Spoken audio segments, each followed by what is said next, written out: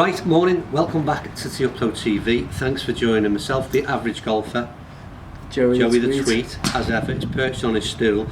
Likes to get a bit forward on the camera now. He used to sit, what was it called, wallflower, wasn't it, in the background? Wallflower, yeah. I think so. I don't know. But now his hair's grown fully. Yeah, now I've got my locks out. You want to be right in front of the camera. So if you notice, that push, I'm going backwards and he's going further forward. Yeah. I don't know what that's all about. There's no chance of my locks changing things anyway, they're gone forever. What we're here for, I forgot. So, we're going to do our review of the Callaway Big Bertha Hybrid Utility Club, Rescue Club, that's the other name for it as well. So whatever you call it. More fitting for you, isn't it? Rescue Club. Cheers, Joe. Quite often he's right. So yeah, so we'll call it a Rescue Club. This is a 22 degrees worth of loft. We've just done the review of the Steelhead, XR Steelhead from Callaway. I was impressed with that.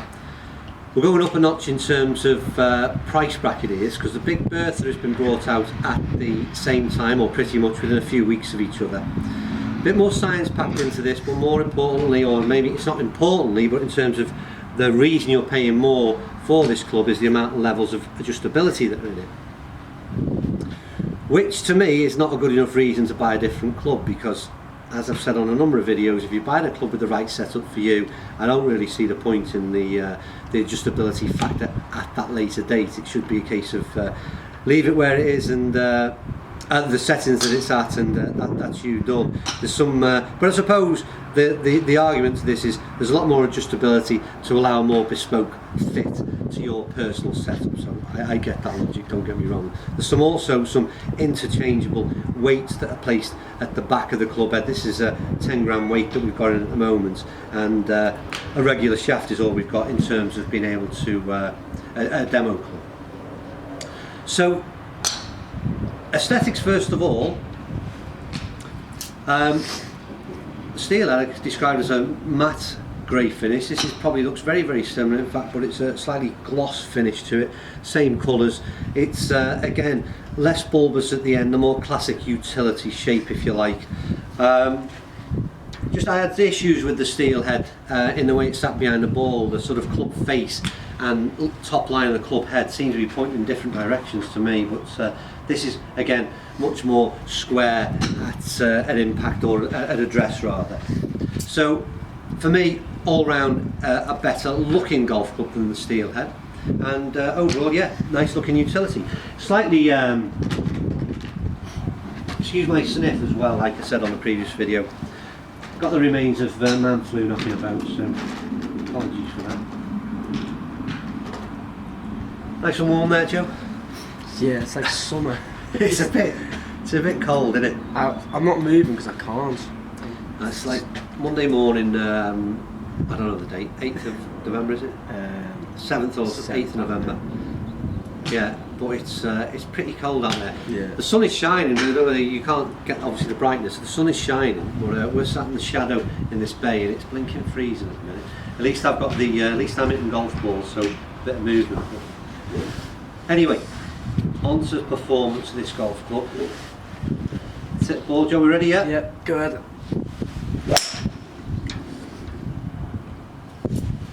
Link that one out to the right. Slightly, yeah. Always that virtual target always gets me, because like I said, we're hitting out. We get a mark on where we're supposed to be aiming for. 187 carry. Yeah, it was a slightly heavy strike. I mean, the club itself feels quite a bit heavier than the Steelhead, and I'm making reference to that all the time because obviously, they, like I said, they've both been brought out in similar times. That's a nice strike. Yeah, that's a solid ball, that is. Should solid is a word that, say again, sorry? Perfectly. Yeah, solid is a word I would use as well. It feels a lot more solid when you strike the ball. The whole build of this club seems a little bit more 201. Yeah, same sort of numbers. Yeah. Question for me will always be, I mean, at the end of the day, you've got to justify why you're paying.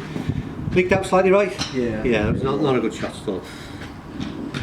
Like I said, with the they brought out the two sets of irons in very close proximity. and it was hard to understand why they did that. It was two price points and then two different budgets, I suppose. Same thing with this hybrid. This is top end in terms of hybrid prices. I don't think I've seen many placed at this kind of £200 mark, which is for a hybrid. That's a hefty old price. But like I said, it's got plenty of adjustability and technology in this thing. But it's £50 more than the Steelhead, and my verdict at the end will be whether or not it's worth it. Decent strike again, Joe? Yeah, nice. The thing about hybrids is this, I mean, they are so...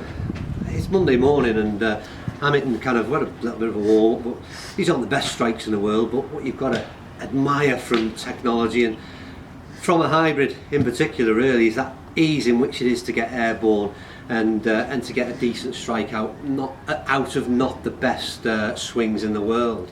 And that again has carried what, Joe? 184. 184. Like I said, it wasn't a great golf shot. 184 yards with that kind of swing, you're getting plenty of assistance, I'll be honest with you, because like I said, it's not been the greatest ball striking demonstration. Let's see if we can get a good one, or a good couple to finish. I've lost that, Joe. Slightly right, quite high though, very high. Got it. Yeah, I lost that completely. So 189, 18 degrees of launch. The interesting thing for me, I cannot hit this anywhere near as good as that. No. And I've hit quite.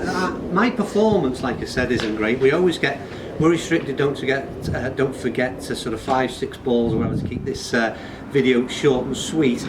We've hit a few balls off camera, obviously before as a warm up to it, and I've struggled with it, to be fair.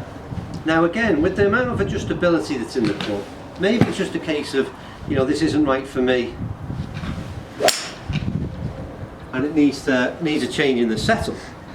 A decent strike there. That's a good one. But yeah, I'm perfectly honest with you, unless I had a bit of a mess around with having changed things up, Yeah, no. I'd be more than happy with paying 150 quid for a for the Steelhead, yeah.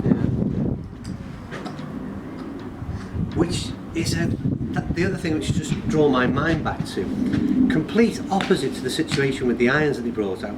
The Steelhead irons, I did not like one bit. They were tinny in the sound and the feel. I did not like them. The Big Bertha irons, for a game improver, and how big they were, how cumbersome they were in looks, is totally not my thing. I really was impressed by them. I wasn't expecting to. Complete flip of the coin here is that the Steelhead for me is far nicer club. I don't even like. I'm not keen on the feel on this or nothing. Why can't I see these going out? It's right again. It's quite far right. Oh. So 173. I'm not getting any performance out of it, am I? No. Apologies to Callaway and to the Big Bertha range. Maybe I'm just not swinging that good. I'm going to give you one more bite of the cherry in terms of my swing. It's not a bad ball, but again, it's a heavy sound. I'm not perhaps maybe fine in the middle of these. I don't know, but I'm not getting anywhere near 187. Like I said, with the Steelhead, with a 4 utility, I'd be looking to get around the 200 yard mark as a carry. I didn't get anywhere near that, and like I said, when it was down to my ball striking on the day, but it's a few off camera, and even the good ones didn't feel, that great to me. So slight thumbs down, I'm afraid. It certainly wouldn't be one that'd end up in my back, but as ever, personal opinion. Get out there and try them yourself, and interested to see in the comments below your opinions if you've been out there and had a hit of this one already. Right, hope you enjoyed it anyway. We're back. Joey's going to freeze for a little bit longer because we're going to do a direct comparison now. We're going to literally put them, see if my individual reviews and assessments ring true when we put the two clubs head to head. That's the next video up, so hopefully stick around to watch that one.